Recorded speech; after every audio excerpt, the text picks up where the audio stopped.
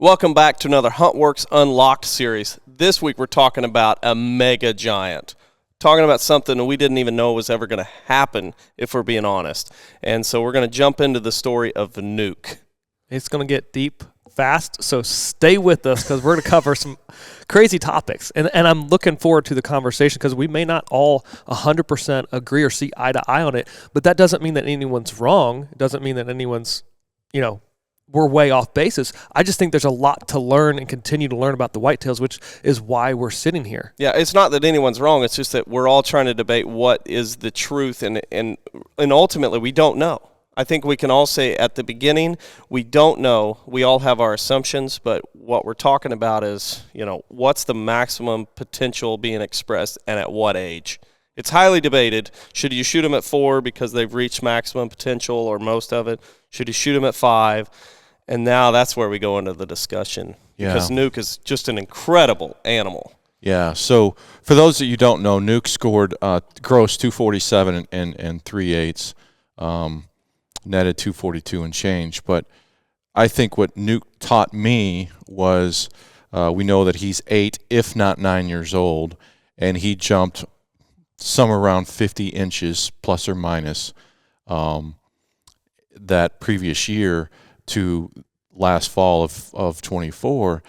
And the fact that we fairly certain he's 8, I question what is true maturity. Mm-hmm. We try to focus on 6 and 7, right, is really our goal. We used to be 5, and then here in the last 4 or 5 years, we've bumped that up and really tried to chase the 6-year-olds. Yes, that's really the goal, but now seeing this unravel, we have harvested a lot of whitetails that I have doubts that do we let them go for another year to see if they are going to have that same opportunity to jump. Yeah. And so I have a lot of doubts in our management theory of what we're harvesting when. Yeah. Now, I do understand there's, the Michael Jordans of the world, so they're very rare and very special, right? And this is obviously one of them. So is this a very rare exception where, one, he got to that age, which is extremely difficult in the free wild, not in a high fence situation, and then to have him jump that much, it just is like I start to revisit everything that we're doing and say, are we missing opportunities? Yeah, and also I want everyone to understand too. This is like the pinnacle. Like this can't happen, or this won't happen in 90% of the landscapes because Southern Iowa is very unique, and the farm is very unique, and so this is like, just step back and appreciate it for it. This is maximum expression. Like you're pouring into this, and so when we're talking about this, the Ozark Mountain Boy in me wants to just slap myself because we're sitting here talking about we're going to let them get to 7 and 8, and it's like most people can't do that or the neighborhood won't allow that to happen. But in this circumstance, we're having the discussion because it's really fun to talk about maximum expression.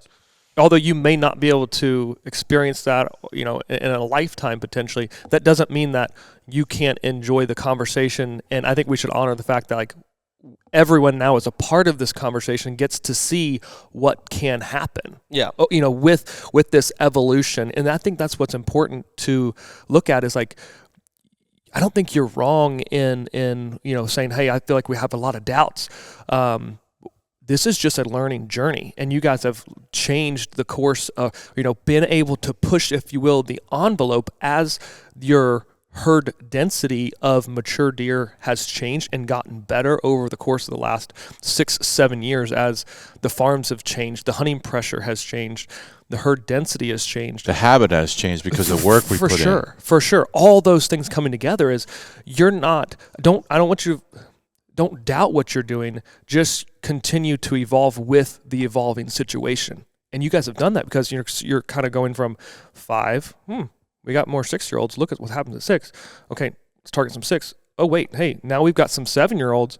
Look what's happened at 7. Now Nuke shows up and doesn't throw, if you will, any of that out of the water, just says, maybe it's not 6 and 7. Maybe says some individuals, we can say, he just expressed that big jump later on. I think, too, to put out in the open what Greg and I have experienced here is that if you look back at the largest deer that we've harvested, they've continued to get bigger. Mm-hmm. We have not personally, I'm talking about on the largest deer that we've harvested. Sure. We have not personally seen a downturn that has been discussed a lot among whitetail deer hunters about when do they go down. Yeah. We're not, now, deer. Deer. They're getting big enough, and so you harvest them. Correct. So some deer will downslide, whether that be from injury, sickness, or flat, or go flat. Line. They do. They don't, they don't have the genes, the DNA, or whatever to continue it. But the largest ones that we've encountered have not done that downturn. Major League wore his biggest rack at 7.5 when Greg harvested him. Extra innings. Wore his biggest rack and included a jump not far from Nuke's. No, very close. He made a giant jump from that 6 to 7 year old age. And when you say giant jump, he was like a 180, low 190s to a 239. Almost 240. 185, I think is what he was. A 50-plus inch jump. Yes. Yeah, and that was from 5 to 6 or I believe that was 6 to. I believe that was 6 to 6 to 7.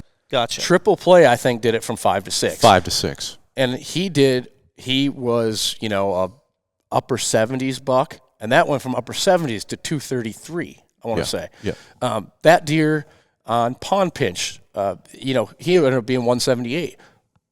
Previous year, 50s. He went that deer was 6 to 7 for sure. So those deer were going, that was 60 to 80. That's 20 inches. I mean, if you're getting that kind of uptick in a rack from year to year, that's what you want. And I think what Case is going on the path is another point of contention in this conversation, which is when you look at the 178 that he shot, it was roughly a 22, 23 inch jump. All of the stuff that we've harvested, that are in the 90s to over 200 are north of 20 inch jump. They're 25 to could be 50 inches depending on which deer we want to talk about. And from what our observation is telling us, once you see that massive jump that's abnormal, north of 20 inches, my gut tells me that that's when you should harvest them. Because I believe after all these years of observation, deer have one time to do this jump. If they do it, you probably better harvest them. Kind of like your conversation last night, which was on Triple Play with that extra beam and all that other stuff he threw from the previous year. You kept saying, well, when do you harvest him? Is he going to do it again? Our theory says no. Yeah. Based on observations, right? Now, with that, how many of those crazy points, though, if you're targeting a bunch of those ones that make the big jump and throw the crazy stuff, how many observations do you have of not harvesting and them losing a ton? Not many. Right. So Major League was 3, and he was 170 at 3 years old, low 170s, and he had all this. He had a third main beam. He went to 4. That main beam went gone. He went back to a traditional mainframe, but continued to grow as a frame. He flattened out for 2 years, and then he blew up again. Right. So anytime I see this abnormal stuff, it seems more often than not the following year they reset. I don't know why. Yeah, I mean, you can see them when they have extra points and all that stuff. All of a sudden, that stuff will go away or it'll reappear. Yeah, but that was a younger deer from the 3 to 4. He still had from let's just say all agree. Let's just say 6 is peak maturity, body weight. I'm just throwing. I'm not sure I agree with you, but I understand the point. For conversation standpoint, Major League at that point was 3 to 4. You probably weren't going to harvest him anyways at that point because you knew, hey, even at that time frame, we've got a lot of. There's still juice in the lemon. No, but 2 years later, when he's flattened out, you sure start second guessing that. Exactly. Absolutely. That's the curve of this. And no, we don't want to shoot him. We think he's young. No, but then all of a sudden you sit there and he's like, he tanks it. Sure. And you're like, what did we do? Right. Yeah. And then that's where I feel like then we have to look at them and say, as an individual, not as a overall herd management objective, and say that's the number. You have to look at that individual and say, okay, something happened there that we may not visually been able to see, where there was a flat line or there's a decline, and if we give him more time, does he come back? And in Major League's case, yes, he did, drop back, flatline for a year or two, and then you kill them at 7 at 203. Sure. You know what I'm saying? Sure. It's just, let's just say you let him plateau for 2 years, so he goes 3 to 4, 4 to 5, 5 to 6. Kill him at 6, you never see him at 203. You see him at 180. Mm-hmm. So it's interesting. Were you sitting there like, well, he went down and now he's kind of plateaued out, and well, you should go ahead and take this deer.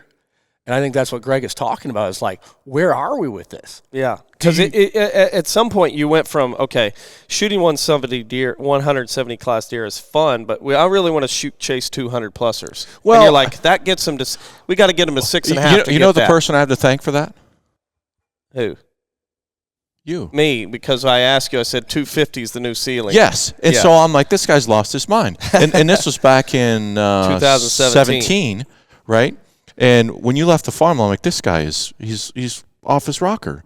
And then the more that we did the habitat and the modifications to the farm, and the more we learned, and the more we let the age structure go and watch these deer do what they do, the more I started believing what the potential was. So now it's not about a 170 or 190 or 230. It's not about the score. To me, it's about maximizing their potential. Yeah, looking for that big jump. Right? Yes, and then letting the deer do what they do and give them the freedom to do that. Yeah, and to see where is the ceiling. We're pushing it to a limit that I never thought back in 17 we would even be having this conversation. Sure. Yeah, it wouldn't be. It wasn't even in my consideration. And now that we're here, I'm questioning how much farther can we go with this. Yeah. Then that's what I'm saying is, like, we originally were like, okay, we used to say at 5.5 we can shoot them because we know who they're going to be. And, it may be a 170, they may be just over 200. But no, let's actually get them to 7 because we may be going from a 200 to a 220. But now we're going, if we get them to 7 or 8 or 9, maybe they go from a 220 to a 240. And then we sit there and we're just like, how crazy that sounds? You're sitting there on the edge of your seat. Because you're like, okay, we've got this deer. He's 7. He's big. He's mature. We know. Are we waiting for him to die? Yeah. Are we pushing it so far that basically we're like, okay, we want him to get bigger. We want to have a sad story like Nuke. Yeah. Are we in a Nuke situation? Right. Should we, so you're sitting there like it's a catch-22 for us going. Sure. Somewhere you peak, the phrase is over the hill. When you turn 40, you're over the hill. Sure. What's the over the hill moment for deer on your farm? Most farm it's 4. Is it the risk and the possibilities of other options of dying, right? That's what I'm just saying. Not old age, but just mortality from hit by a car, mortality from the coyotes. Yeah, PhD. I wish I had this stat. I read it several years ago that once they break 5 years old, for every year they get older than 5, it's less than 10%. I think it's 5, 6. It's a single-digit percent that they're going to make it. Yeah. Due to all the things we're talking about, coyotes, rut, disease, EHD, there's a million things they can die from. Yeah. So at the same time, though, you are in a situation where you kind of are outside of that bubble because of your habitat and your neighborhood. Yes. There's a lot of factors. A lot of work. And that's why when people talk about this project we've got going on, it's fun because it's like, this is an opportunity where we're not getting impacted by the variables that most people are feeling. And I think that's where we can go and look at, let's say, some of the research, which is generally a good place to go and find, okay, on average, this is what's happening. But at the same breath, that research is not looking at this herd. And this herd is very different from many different places that have been researched. I'm not saying we throw the baby out with the bathwater. I'm just saying maybe a decent basis, but that's not what's happening here. We have an opportunity to be in an area that is, truly unique. Unique, yes. But I think, in closing this conversation, I think the part that we have to really check, and Casey and I talk about this a lot, is at what point are you willing to play the gamble game, right? Mm-hmm. When you have a 200-inch plus, I'm going to say 190 plus. And he's of age. I'm going to say 6 or 7 or older. At what point are you willing to say, I'm willing to let him go? There's a point of sanity that we look at and we're borderline idiots. Yeah. Right? Yeah. No, it's not just this is insane, but this is just flat out stupid. It's flat out stupid. You know, at some point you're like, okay, we got to go all in on this deer. You know? Yeah. Because to all the risk factors that if you give him another year, what's really going to happen? Is he going to pass away like, Nuke? He was plus or minus inside of a week of us having a chance at him at opening day. We had the last picture of September 23rd. We went in October 1st. We saw him and his buddy, his sidekick, come in October 1st, 2nd, and 3rd. And I was waiting, okay, he's coming. He's coming. He's with him all summer long. This is the moment. He never showed up. Yeah. Casey found him on the October 22nd when we said, hey, we got to know what's going on. And he was dead. He was dead for a while. Yes. And we did not get a picture post September 23rd. So and it was like clockwork. It was like clockwork. So I'm guessing he died between September sometime on the 24th and before October 1st. Yeah. Right? Yeah. So we were inside of a week of seeing him on the hoof. We never had that opportunity. Yeah. And it's that haunts me as well, which is you're trying to play that game of maxing opportunity, of potential. Because to me, that's what we do, is try to push the envelope and have fun doing it. But then there's a sanity point that my wife looks at me and says, all you guys need to go around room and get straitjackets because you guys are all crazy. She ain't wrong. And so at what point, that 190 deer, it's incredible. And I don't want to lose sight of that. Absolutely. Right? Absolutely. Yeah. Well, let me ask you this. Would you rather see the trail cam videos and the encounters of driving down the road and spotting the deer and seeing him and have him die, just the opportunity of getting a deer to that size, or would you rather harvest a deer that scores 195? Yes. Would you rather hang the 195 your wall or see a deer that's 250? That's a wonderful question that I would love to see people put in the comments because I would love to see people respond in comments. Most people are going to say, I will shoot the 190 every day of the week because most people don't have a wall. It's unrealistic filled with to think of, even a. But if they did, if you, the viewer, can walk in Casey's comment, I would love to see you, the viewership, put a comment below to see what you would do if you could repeat this process. Because we are at the point, we've been doing it a long time. Yeah. For me, 2.5 decades. You've moved past the progression of shooting. Yes, we've moved past that progression. So we're walking in different shoes. But it's a valid point. But it's a wonderful question. And I think that's where you guys are at. And I don't, that's where it's like going back to the beginning of this. I don't think there's necessarily a wrong answer. It's just how far do you want to push the envelope and how risky or crazy do you want to be or stupid do you want to be? I mean, we're extremely lucky that we found him on our property because it could have very well died somewhere else, right? But I think that's a testament that he was basically living in this part of the farm due to all the work that we've done over the years. We created that habitat for him and gave every reason for him not to leave. That's why he called it home, and that's why he obviously died there. He died within less than somewhere between 100 and 125 yards from the blind that we hunted at him on October, early October. So the whole conversation of this is, I will speak to your comment, which is, I was buffooned when the reveal pics revealed Nuke.